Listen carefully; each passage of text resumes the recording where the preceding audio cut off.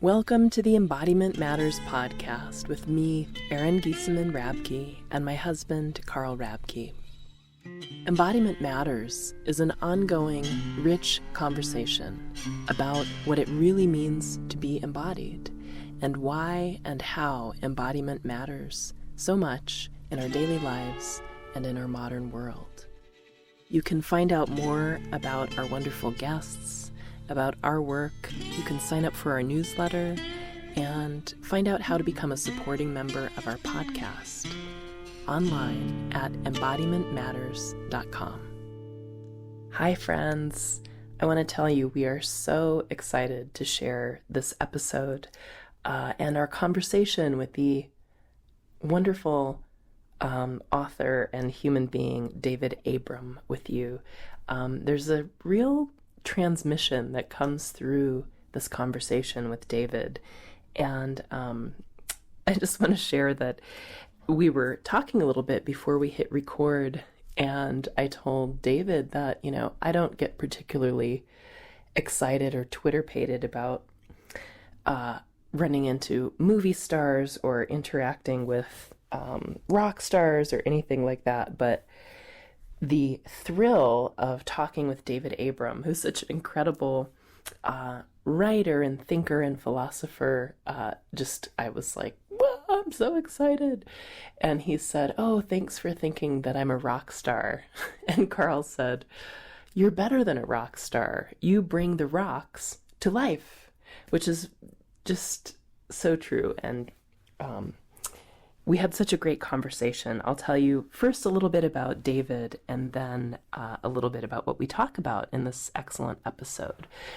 So David Abram is an American philosopher, a cultural ecologist. He calls himself a geophilosopher, someone who's engaging in philosophy under the influence of the earth. He's also a performance artist and magician. And he's written a couple of gorgeous books, which we highly recommend. His most recent one is called Becoming Animal, An Earthly Cosmology. And his earlier one, which I read way back in the 90s, is called The Spell of the Sensuous, Perception and Language in a More Than Human World, which received many awards. His writing is just so very alive and compelling and invitational and beautiful. His way with language is almost unlike anyone else I've ever heard, and you can hear almost the spell of the sensuous as you listen to him talk in this episode. So just a few things that we talk about. A kind of somatic empathy, not only with other human beings, but the ways our human bodies resonate in an empathic way with the world, including at the end of the episode, him speaking so beautifully about the color green and what the green leaves and grass blades might feel as the sun comes onto their bodies on a cool morning. We talk a lot about language and the question of, are there ways of wielding our words that hold our senses open instead of shutting down possible ways of interacting with the world, which is tricky in English, but wow, does he do a beautiful job of that. And we talk about this invitation toward an animist way of experiencing the world, which is really seeing the aliveness of the world, the other than human world around us. As a remembering, he uses this great phrase of a tickling forth, a way of tasting and smelling and feeling and being in the world that is really intimate. Oh, he does a gorgeous reading from Becoming Animal. There's an invitation toward slowing down and listening deeply from within our sensory experience. And he also shares this beautiful quote from Wendell Berry, saying, just speaking about our times and how this invitation to slow down is so paradoxical when we're in an emergency.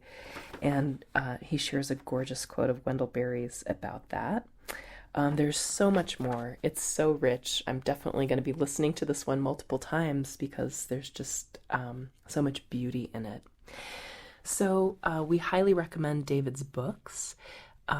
He's also, his writings appear in many other places, and there's a beautiful website called wildethics.org, the Alliance for Wild Ethics, and there's just all kinds of gorgeous stuff on there, and really brings together so much of what he carries from depth ecology and magic and the importance of storytelling and oral culture and our animal senses and biodiversity and Merleau-Ponty and phenomenology and how all of these things are connected. You'll get a sense of the depth and breadth of his work and explorations.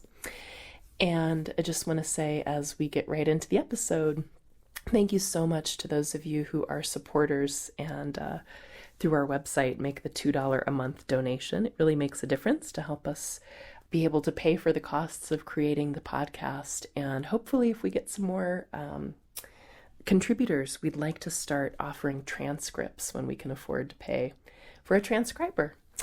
Anyway, thank you so much, and please enjoy this wonderful episode with David Abram. Welcome, David. We are so excited to be talking to you today. Well, thanks. It's a pure delight to be with you both, Erin and Carl. We usually like to start these conversations with the question that could fill probably an entire hour around what is embodiment and what does it mean to be embodied? And in these days of crazy times in the world, why does that matter? If it does. Well, I can't think of anything that matters more than being a body, having a shape and weight and density, and the texture of a smooth skin or calloused edges to ourselves. Being a body is being a thing among things. That is, my body is my access to all these other bodies: stones, crickets, storm clouds, clumps of sagebrush outside my door. So without a body, we'd have no access to, no way to be able to feel into the sensuous weirdness and wonder of a world that is so outrageously scrumptious and gorgeous and beautiful and difficult and shivering with magic. So, boy, does the body matter. Yeah. It's beautiful stuff. And I wonder if we could take this further into how would you describe to someone who wasn't familiar with it what animism is and how that's connected to embodiment? Well, maybe I could get there by introducing my work a little bit. So I'm a cultural ecologist and a philosopher. Some call me a geophilosopher, that is to say, somebody who philosophizes under the influence of the earth, who ponders what is it to speak, to think in full rapport and relationship with the more than human earth around us. As a cultural ecologist, which in a sense combines anthropology and ecology, looking at different cultures, what we can learn from other cultures about what might be good to do to further or deepen our reciprocity with the wider landscape around, and what not to do, what mistakes we can avoid. So as an ecologist and philosopher, I have a particular fascination with sensory experience, or with the ecology of sensory experience. That is the way our ears and our eyes, the activity of our skin and our senses functions like a kind of glue binding our individual nervous systems into the encompassing ecosystem. Yeah, perception as a bonding power or glue that binds our individual nervous system into the wider ecosystem around us. But I am just as fascinated with what we might call the ecology of language. How what we say so profoundly influences what we see, or what we hear, or what we taste of the earth around us. Because I'm convinced that there are ways of speaking that can encourage, enhance that spontaneous sensorial rapport or reciprocity between our animal body and the animate earth around us.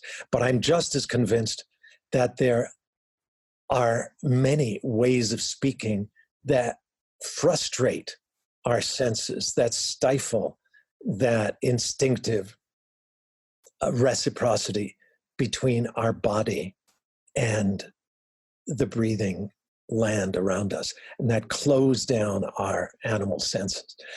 So in a nutshell, really, that's sort of what I'm on about. But in speaking of ways of languaging, or ways of speaking that close down our senses, I think whenever we articulate the world we inhabit as a set of objects, basically determinate, basically either inert or inanimate objects, or things that that move mechanically, following an almost mechanical or machine-like causality. Whenever we speak of the world in such fully objectifying mechanical terms, we really stifle our sensory experience, because our animal senses, our bodily senses, are inherently animistic in their functioning. That left to their own style and way of feeling, my eyes, my ears, my skin spontaneously experience the things around me as animate from the get-go. Animate, that is to say, as presences, as beings that have their own dynamism, their own interior animation or pulse. Of course, this is true in my encounter with other people and with other animals, but also with plants, these rooted folks that surround us as we go about our days. But I'm speaking not just of our encounter with animals and plants, but with stones and rocks and lichen-encrusted boulders, our encounter with storm clouds overhead, with cliff faces and mountains and rivers and dry riverbeds. All of these presences, inhabitants of the sensuous world, seem active and dynamic to my animal body. As far as I can tell, when I'm out wandering, certain things catch my eye or call my gaze or grab my attention. And so I turn toward that bend in the river, accepting its solicitation or its invitation to engage it more deeply. And as I turn toward it, it reveals some further aspect of itself to me, to which my animal organism replies. That is, I enter into a kind of dynamic interchange, a conversation without words with that bend in the river, or that clump of dry dirt. It engages me, and so I let myself be engaged by it. I enter into that exchange, and it keeps revealing more aspects of itself, because anything, no matter how ostensibly drab or inanimate, has an inexhaustible depth when I really pay attention to it. You know, that simple poem by William Blake, he said, to see the world in a grain of sand and heaven in a wildflower. Find eternity. No, find infinity in the palm of your hand and eternity in an hour. I'll do that once again. To see the world in a grain of sand and heaven in a wildflower. Find infinity. No, sorry, I'm pulling this out of the back of my awareness, and now I think it hoves into view. William Blake said, to see the world in a grain of sand and heaven in a wildflower. Hold eternity, hold infinity in the palm of your hand and eternity in an hour. I love that. I love that. Because he's just speaking of the inexhaustible richness of the ordinary and even the most minuscule as having infinite depths within it when we encounter it with our own awareness awake and open. I'm so, like, as I said before we started recording, we're giant fans of your work, and just the feeling and the look we're both giving each other here, just being inside the shimmering world of your language and your way of perceiving and inviting us to is just feels like a blessing. And what I'm thinking about right now in that question of does it matter today with the world, in dire straits in so many ways, is this invitation toward connection is so beautiful and rewarding and rich. It's not like a punitive, you need to change everything and let go, or I don't know, I don't know if I'm articulating this very clearly, but it seems like there's a lot of conversations about how to meet these times that feel very much scary, and how we need to change everything. And I'm just so drawn to this invitation of deep relationship and connection that's gorgeous. I think it's our birthright.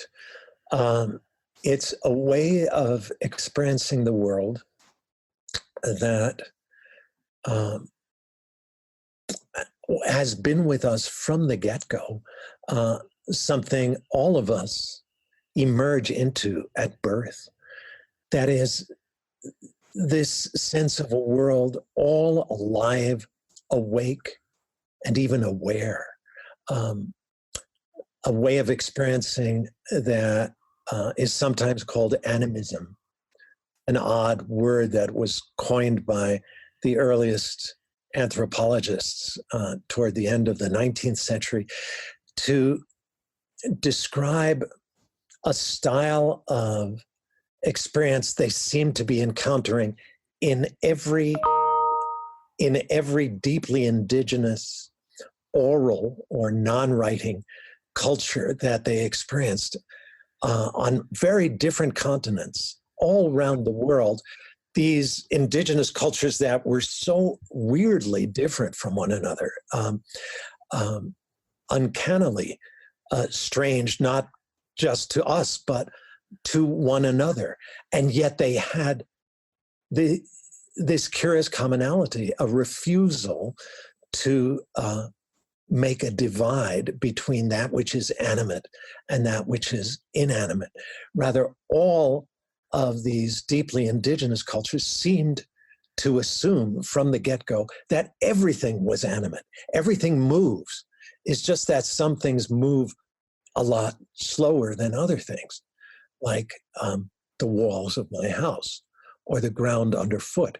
And yet their assumption seems to be that even the ground itself has its own dynamism, that the walls move, they just move so much more slowly than the pace of our lives and our movements. Yet everything was assumed to have this vitality, a kind of open-ended life. And this modality of experience, which is also a way of speaking, can seem very, very strange to us who've been raised and educated within the over-civilized, over-technologized world of modernity. And yet it was our most basic style of experience for the vast bulk, for 99% of our human tenure here in this biosphere. We lived as hunters and gatherers in a fully animistic relation to a world that was multiply animate and alive. And so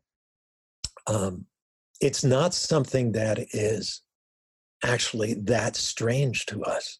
It's just a matter of scratching the surface, peeling back the veneer of,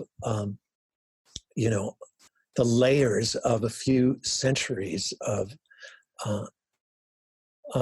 civilization and very fancy technology to get to what is so inherent and normal and a kind of baseline for the human creature. And of course, it surely was very, very clear to us long before we started even thinking of ourselves as a cultured creature that we were one of the animals, an extraordinary animal for sure, but an animal nonetheless, and hence in many ways just one of the gang, because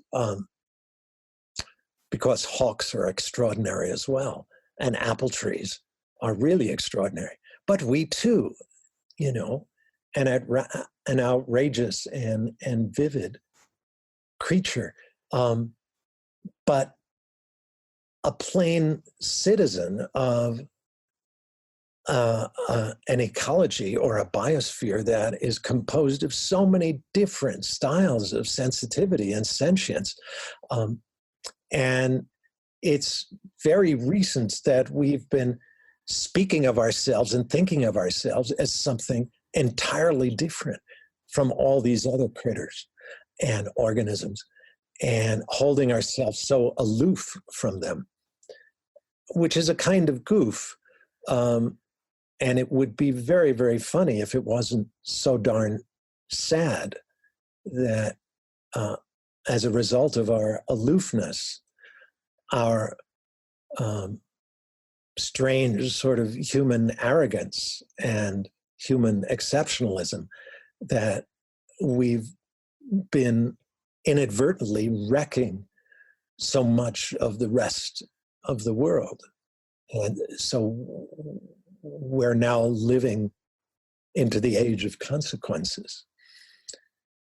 And it's terrifying for us, to be sure. Yeah, I remember there was a line in Becoming Animal where you said, it's impossible to have any kind of empathy with something you perceive as inanimate. Yes. And how, what a natural caring there is for something that you experience as living. Yes. And it's that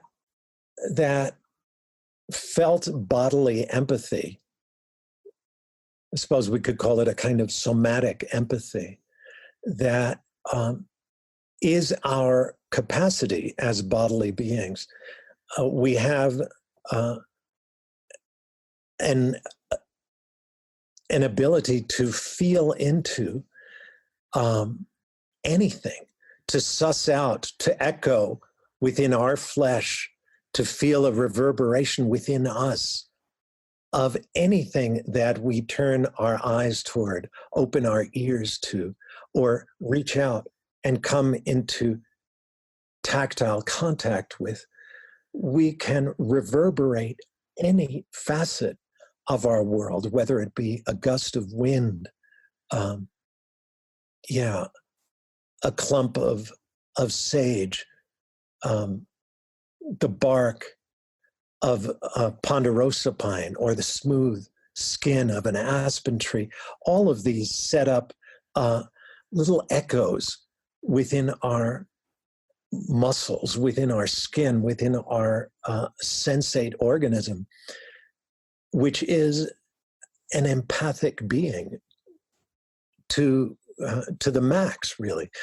And it's only when we start speaking of these other beings, another animal, a stone, even a word, when we think of a word as just an inert, inanimate thing, then we stop actually feeling its poetry and its power. Because none of these things are really inert, are really inanimate, at least from the perspective of our animal body, from the perspective of our sensate, sensitive animal flesh. Nothing is definitively inanimate. It just makes no sense to us, to the body. That is to say, it closes our senses down. We can't experience the world as a set of inert, inanimate objects. So when we're speaking of the world in that way, we tend to withdraw from our senses and climb up into our heads and begin to experience our lives and the world around us from an extremely mental, cogitative stance that leaves our skin and our eyes and our ears largely dormant, so that we're just speaking about the world behind its back, as it were, speaking about the world from outside, as though we were not fully in it and of it. Yeah. Right. And that becomes so pervasive that it seems like what you were talking about a few moments ago, like you mentioned in your book, that is like a childlike imagination fantasy from that perspective. Yes. Yeah, we were, as Carl and I, we've been talking about, well, for a long time, but specifically in the last few days of getting ready to interview you today, talking about that, what he just said about that in this modern culture, we can see this kind of, I think you use the language of participatory perception, that kind of view of the animate world as a childlike ignorance. And I was just reflecting that these elder cultures, these indigenous cultures, must see our lack of that as a totally different kind of childlike ignorance, to be that isolated thinking self is its own obvious ignorance. Yes. In a sense, I suspect they see us as that our goofy civilization looks to be exceedingly fearful, that the pondering the world always from this kind of detached, aloof perspective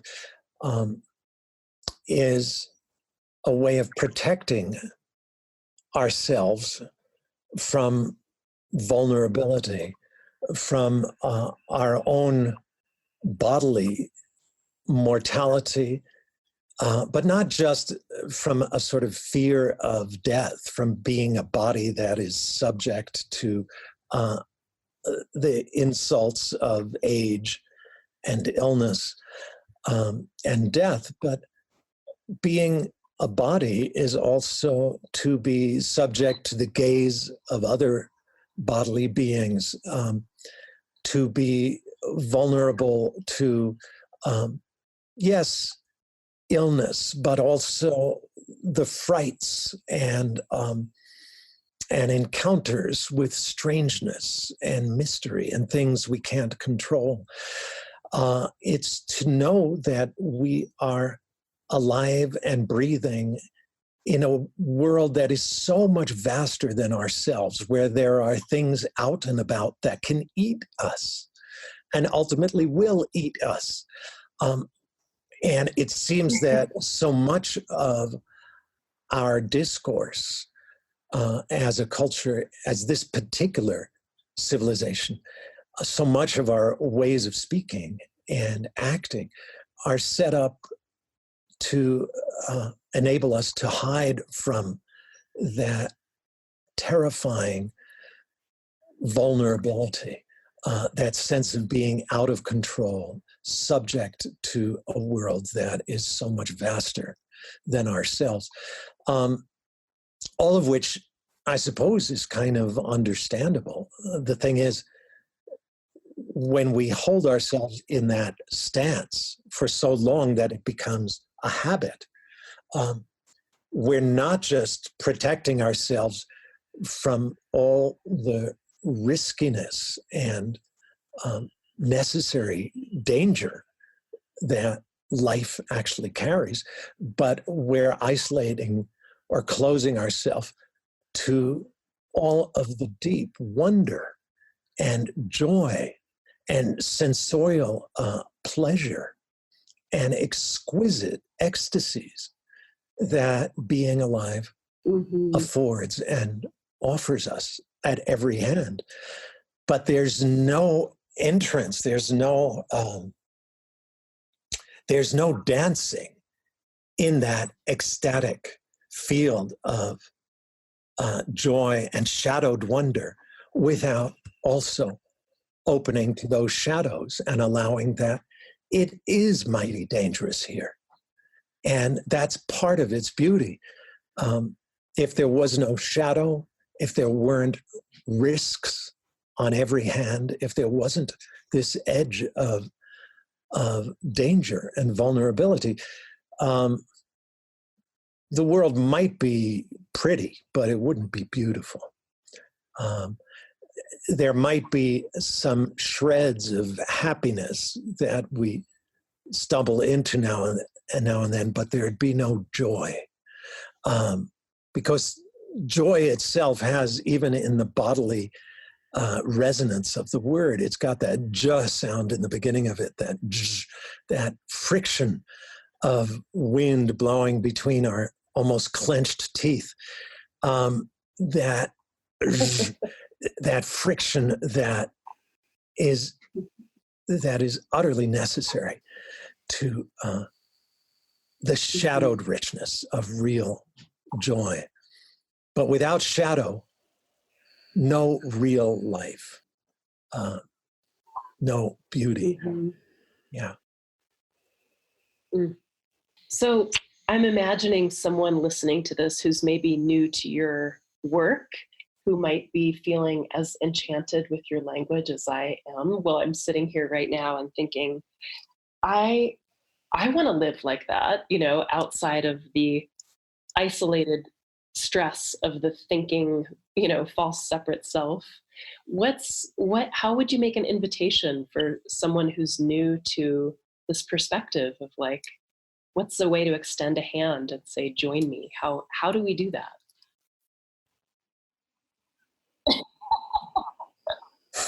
I don't know. For me, it's a constant and continual practice of just how I walk in the world and how I choose to wield my words. So for me, what I do notice when I'm out and about and wandering in town or out in the world where I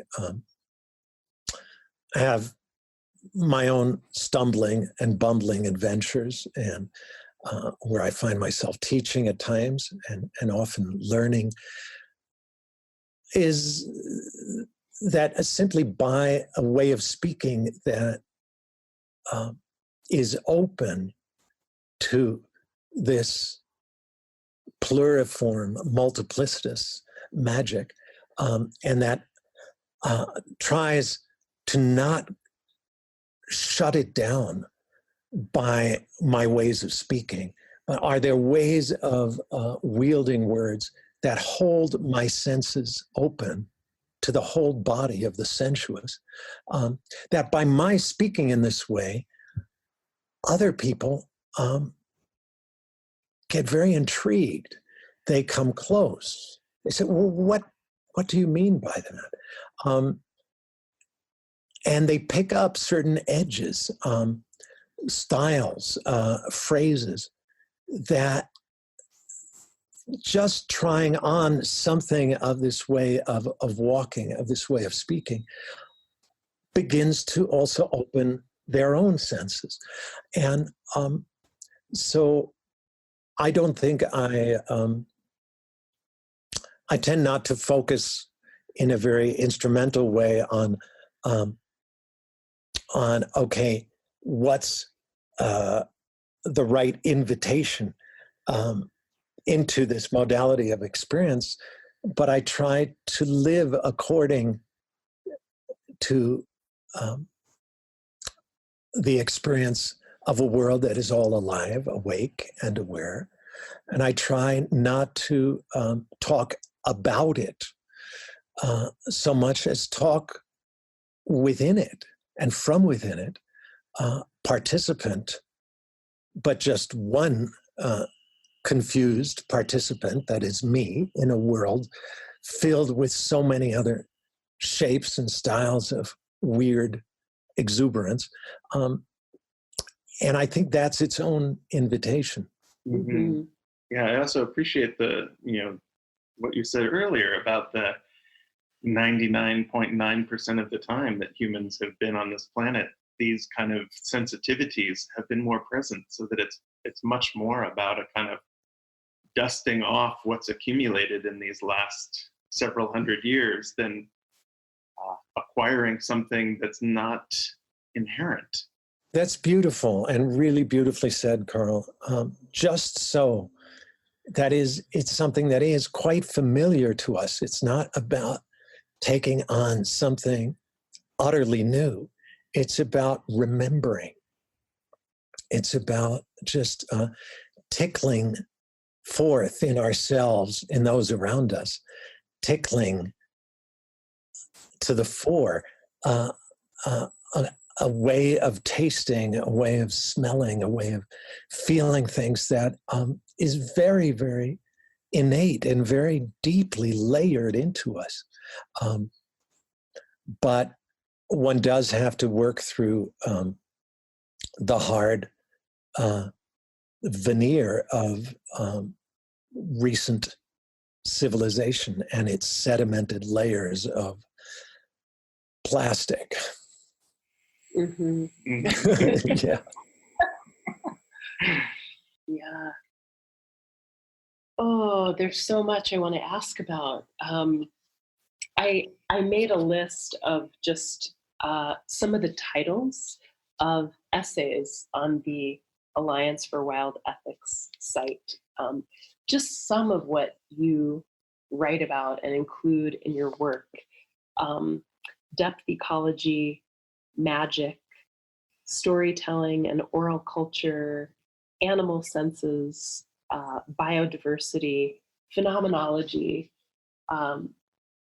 It's so vast, and it makes a lot of sense to me, and I want to say us as we talk about it how these things are all connected. But can you say about that for you, about for someone who's listening who might think these are all wildly different topics, how they're coherent together, and how storytelling and deep ecology and magic and embodiment are all parts of a whole in a certain way?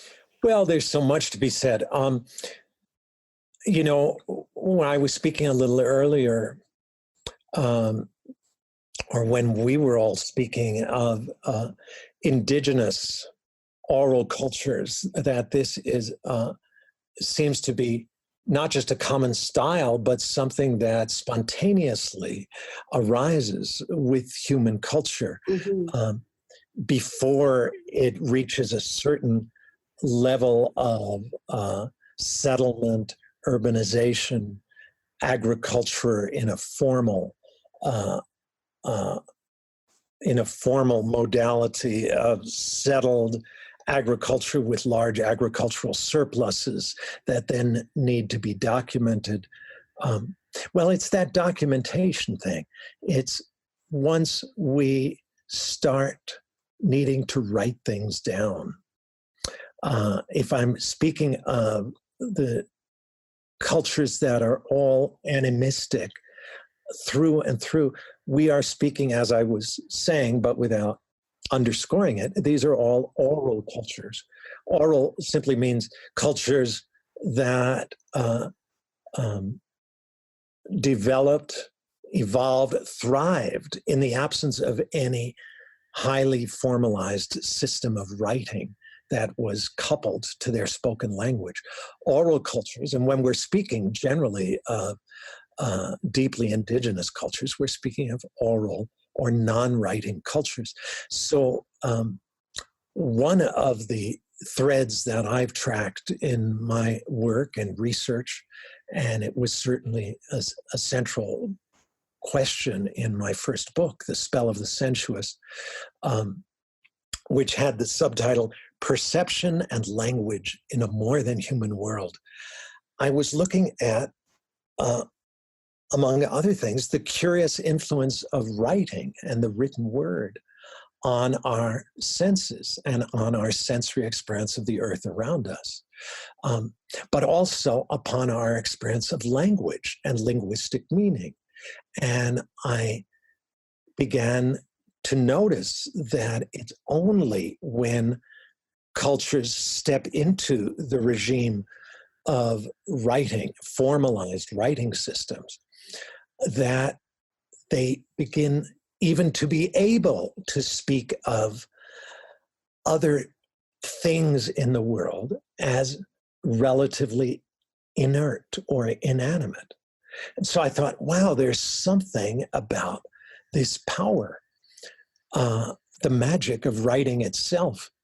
And then I noticed that different writing systems do this in different ways, that more pictorial or pictographic forms of writing, like the ideographic writing of China, or the hieroglyphs of the Mayans, or of ancient Egypt, where the written characters, many of them are evolved from stylized pictures of human forms and human implements, buildings, tools, interspersed with images of sunrise and sunset and rainstorm and wildcat and serpent, so that a reader reading such a script is continually reminded of language's link to a more than human world of speaking powers.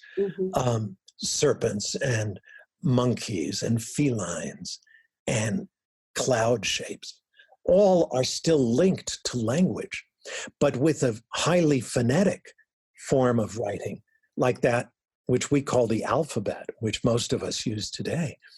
The written letters no longer image anything out in the surrounding world of nature, but rather we see the letter A and it points us back to our own mouth, and we go, ah, and we see a B, and we go, buh, and C, and we go, ka. That is, the letters no longer image anything in the wider, more than human world. They just point us back to our own face. And so they begin to function as mirrors, reflecting the human form back upon itself. Only with the emergence of an alphabet and the spread of an alphabet around the world, often carried by missionaries carrying the Bible and teaching the unlettered indigenous folks their ABCs so that they can make sense of the good news of the Bible. Only with the alphabet, as it comes into a previously oral culture, does that culture begin to get this odd idea that language is an exclusively human property. And the rest of the land begins to fall mute. The stones, the trees, the herbs no longer speaking in their own voices, but just sort of automatically making sounds. Even bird song begins to be thought of as just a kind of background noise rather than the actual speaking of those birds, actively making meaning in the depths of the present moment, like I am just now in speaking to you. Only with the alphabet does language begin to close in on itself as an exclusively human power or trait or property that distinguishes us two-leggeds from everything else in the animate earth. And so in my work, one of the things I've paid great attention to is oral culture, the culture of storytelling, which was our primary way of sharing and preserving and handing down all of the ancestrally gathered knowledge of how to live well in a particular place. When we weren't writing it down and we couldn't just go to the shelf and look it up in a book, all of that knowledge had to be held in stories. And the stories were vital stories in which every presence within the tale, whether it be an animal or a plant or a person, is alive. And the stories of each oral culture are so rich, but they live in the land itself. Because for us, if we wish to recall a particular tale, again, we go to the shelf, we find the right book, we look up in the index of Grimm's fairy tales, and we find this particular story we want to remember. But in a culture without books, how were the stories remembered?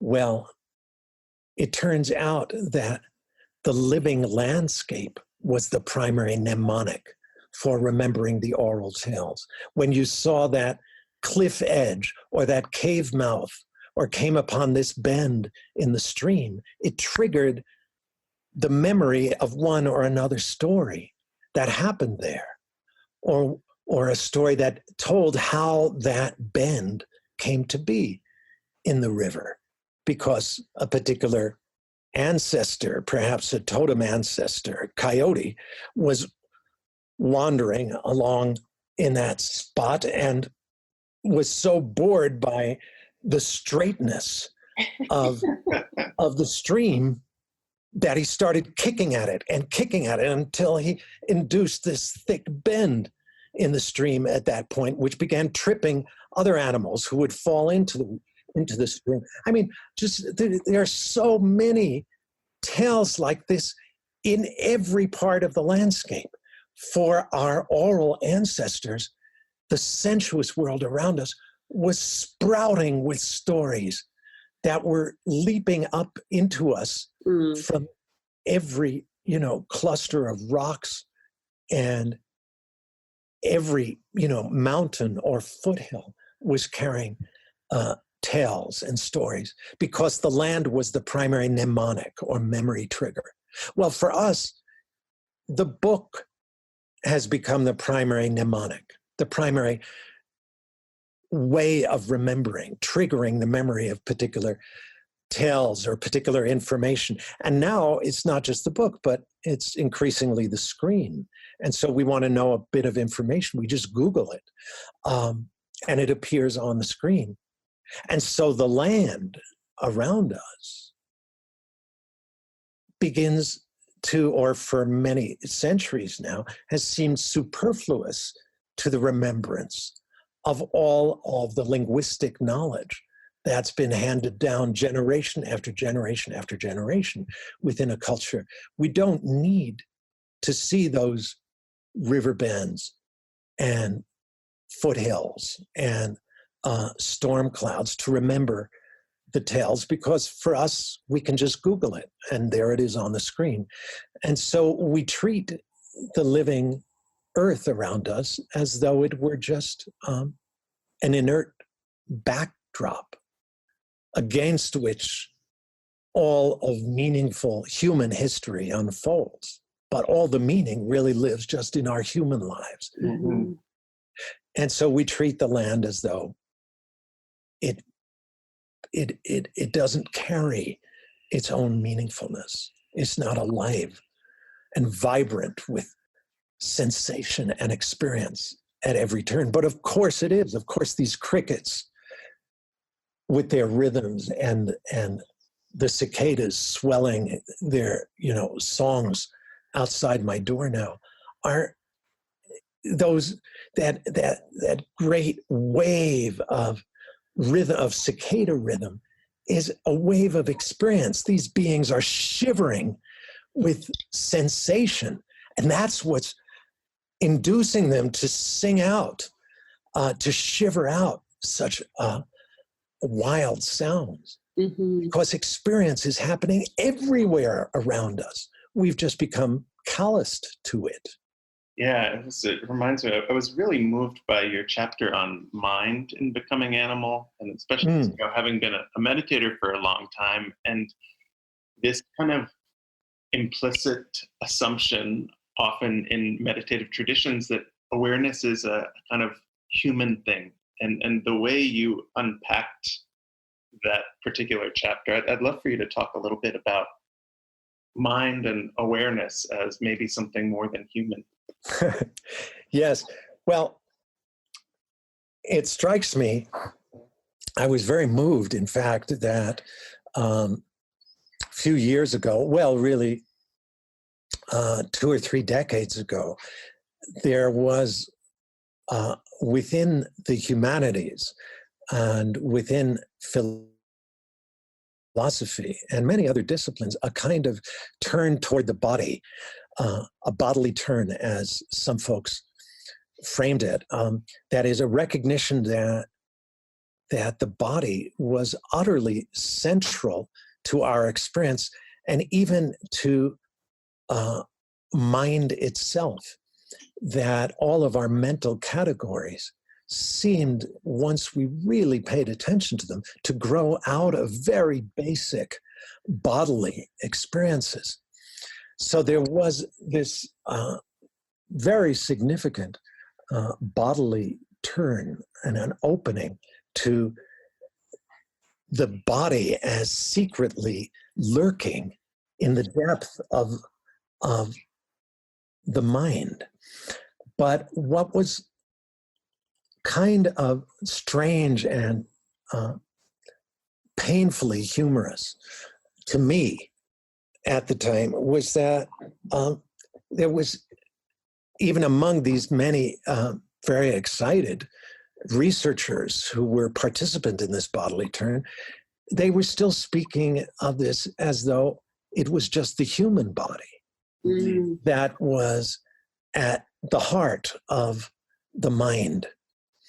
They didn't recognize that you don't get the body without the body dragging along its engagement, its entanglement with all of these other bodies. Right. Bodies of trees and clumped grasses, and yes, thunderclouds, and mountains and rivers and forests. That is, you don't get the body without getting the rest of the body's world, most of which is not human. And it turns out, I would say that mind and intelligence and all of the ways by which we reflect and think are, yes, they are built on basic bodily experiences, but those experiences are never just of the human body. They are of the body in its relation with ground and gravity and breathing, air that's being breathed out by all of the needled and leafing beings around us. The body in its exchange with other creatures, in its exchange with the air, with water, with rain. This is the body of the mind. It's an earthly flesh. And so at some point or other, it needs to become evident and obvious to us that this two-legged, two-armed form we speak of as our body is just our smaller body. And the earth is our larger flesh, this immense spherical metabolism in which our individual physiologies are all embedded. Yes. So if I might, could I just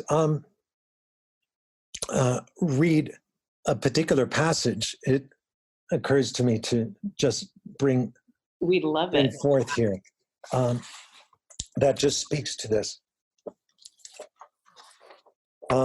This is from my book, Becoming Animal, An Earthly Cosmology. I'll read a little bit. Because once we acknowledge that our awareness is inseparable, even in some sense indistinguishable from our material physiology, can we really continue to maintain that mind remains alien to the rest of material nature? I mean, consider how completely your sentient body is entangled in the crowd of creatures and elemental forces that enfolds you. Consider how thoroughly your organism is dependent upon these other lives, how your flesh is nourished and sustained by the plants whose leaves or fruits you ingest, by the other animals whose muscles you may eat, or whose milk you may drink, or whose carefully laid eggs firm the chocolate cake you nibbled on last night. And ponder, too, how your life sustains others in turn. Consider how your breath is taken up within the green chemistry of these grasses and whispering conifers, and how their exhalations add themselves to the swirling winds that embrace you, from which your lungs must drink again and again to fire your gestures and your streaming thoughts. Notice the pleasure that your fingertips find in certain wave-polished stones, the giddy thrill that your open palm, held out the window of a car, draws from the rush of wind that blasts against it.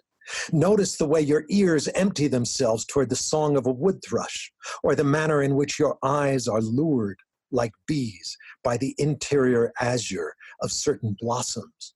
The human body is not a closed or static object, but an open, unfinished entity, utterly entwined with the soils, waters, and winds that move through it.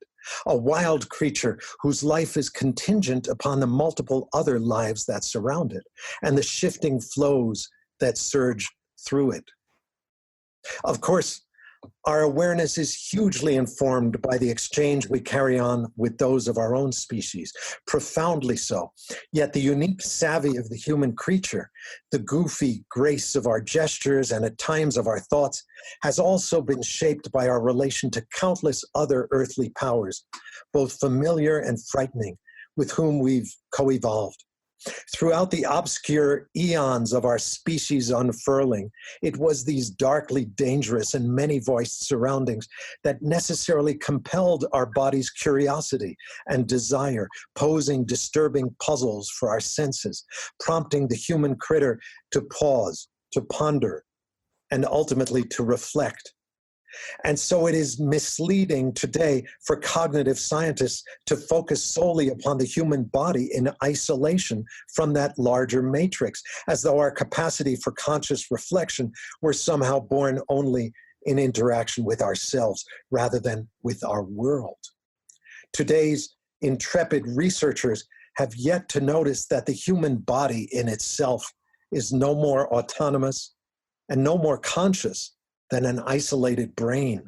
Sentience is not an attribute of a body in isolation. It emerges from the ongoing encounter between our flesh and the forest of rhythms in which it finds itself, born of the interplay and tension between the world's wild hunger and our own. The impulse toward thought grows from the gap between our thirst and an unexpectedly dry creek bed, as our curiosity finds consummation in the magnetism between our tongue and a prickly hedge studded with blackberries. Human awareness could not exist without a human body. True, but it could no more exist in the absence of ground, leaf, and flowing water. Mind arises and dwells between the body and the earth, and hence is as much an attribute of this leafing world as it is of our own immodest species. Fuck yes. I want everyone in the world to hear that. So gorgeous. And, forgive me for, reading a long piece, but I figure you guys can edit that down in any way you want. Oh, no, you leave that perfectly intact. It's Cool. beautiful. Mm-hmm. Yeah, what comes up for me too is just how, in the state of the world and the extinction of species, that not recognizing that as our larger body is probably the cause of so much neurosis that's going on. Yes. Yes, it's true. And a neurosis that is now inflicting itself throughout our larger flesh. And so many wounds, so many losses, so much unnecessary destruction and death and extinction of other shapes of sensitivity and sentience with whom we've co-evolved. And if our minds, as I'm suggesting, draw their coherence from the interchange and encounter between our body and the larger body of our world, then with each of these extinctions of species, our mind is losing more and more of its coherence. Our ability to think clearly is disappearing, because these are the other shapes, the other styles of life with whom our lives are entwined, entangled, and with whom they grow meaning. And so a kind of meaningfulness is leaking out of the world very rapidly at this very painful moment in the world's unfolding. Yeah. I don't know if you think in this way, so if you want to, reject this question, that's totally fine. But do you ever fantasize like, I wish more people had this skill or this sensitivity or this worldview? Fill in the blank. Well, again, I suspect we all do have this worldview, not in our cogitative uh, intellect necessarily, but the human body carries this way of seeing and sensing with it. That is, the human animal partakes of and participates in some form or other of this basic, spontaneous experience of a world that is alive through and through. So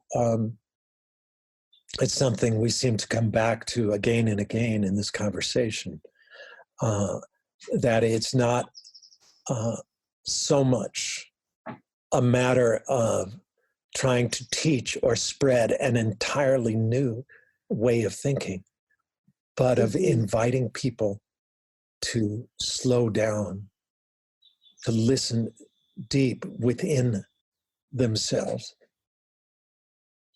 and to feel their sensory experience attentively, not within but outside themselves, just their felt experience of the green and the pleasure their eyes draw from a green hillside, particularly as a cloud slides out of the way and the sun spills its light across that hillside.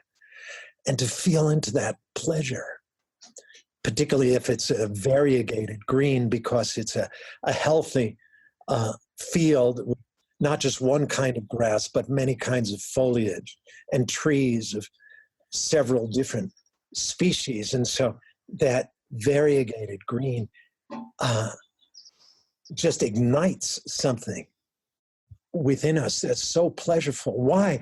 Because, well, it's a kind of empathy in the eyes, really. I've concluded that when the sun pours its light over a forest, over a hillside, over a grassy field, when a cloud's been blocking it for a bit, and then the cloud slides and the sunlight just radiates upon and spills over that field, all of those beings, all of those grasses, all of those plants are experiencing the intensification of this dynamism we call photosynthesis, whereby they're drinking the sunlight, they're eating sunlight and fusing it with a bit of carbon dioxide from the air to generate the flesh, the matter of which they're composed. That is, we think of this fairly mechanical process, as we've learned of it, called photosynthesis, as though it just happens automatically, without realizing that sensation inevitably would be accompanying this process, that a kind of ecstasy is riding up the hillside as the sunlight is glinting off those leaves and needles.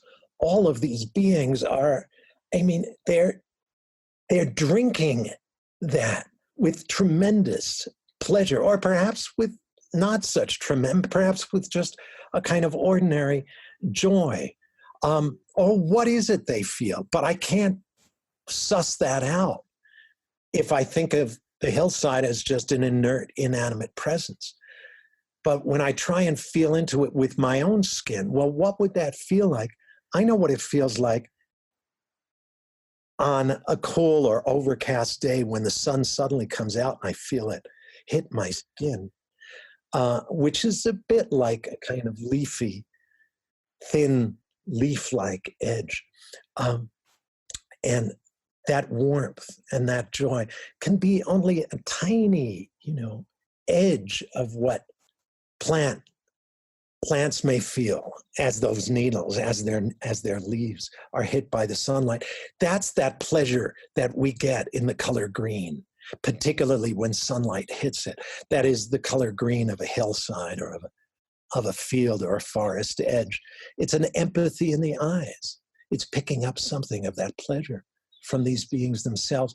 Again, it's by listening closely to our own body. It's by feeling deeply into our felt sensations that we come into the kind of worldview that you speak of.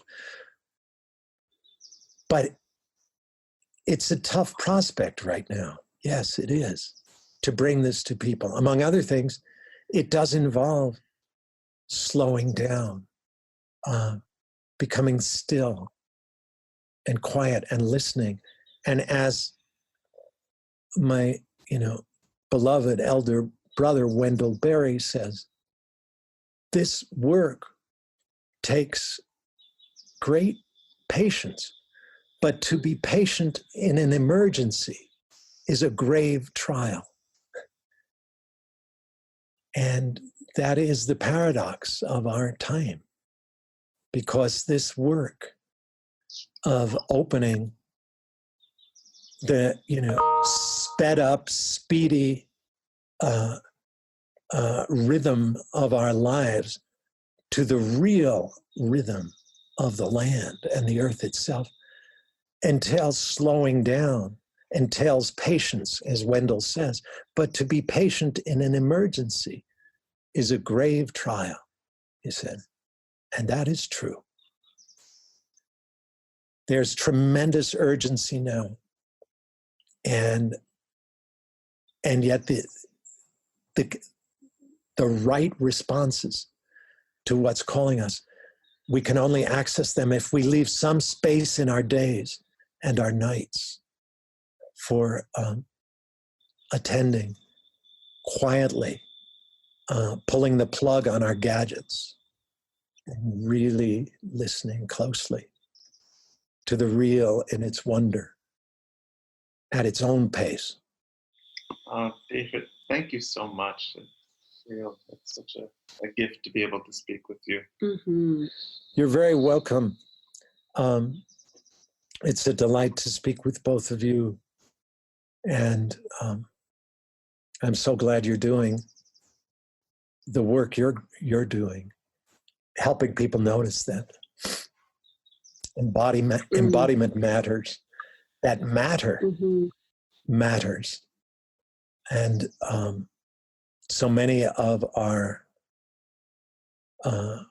fine and alternative spiritualities have unwittingly denigrated matter and the material world and the body in their eagerness to speak of things spiritual. But they all too often miss that spirit is just it's the fragrance of matter itself. In fact, the word spirit is, originally just means a breath or a gust of wind. And of course, the wind is hardly immaterial. It's a subtle dimension, deeply integral to the body and the earth. It seems that it's this earthly world that is the very body of the spirit. And so body matters. Matter itself, even the matter of a chunk of granite or sandstone, is rich with meaning and thick with a depth of meaning that we can never fully fathom. Mm-hmm. And so ultimately, earth matters deeply. Well, I hope in one way or another we get to continue this conversation with you. Sure. Look forward to continued unfolding. And thank you so much for your work and for this time. We just feel really blessed. Great. You're very, very welcome. Okay. All right. Take care, Dave. Thank you. Thank you so much for listening. We hope you enjoyed the conversation. If you enjoy this podcast, it's great if you want to share it with friends or post about it on social media. Also, you could make a donation to support the podcast or find out more information about our classes and offerings at our website, embodimentmatters.com.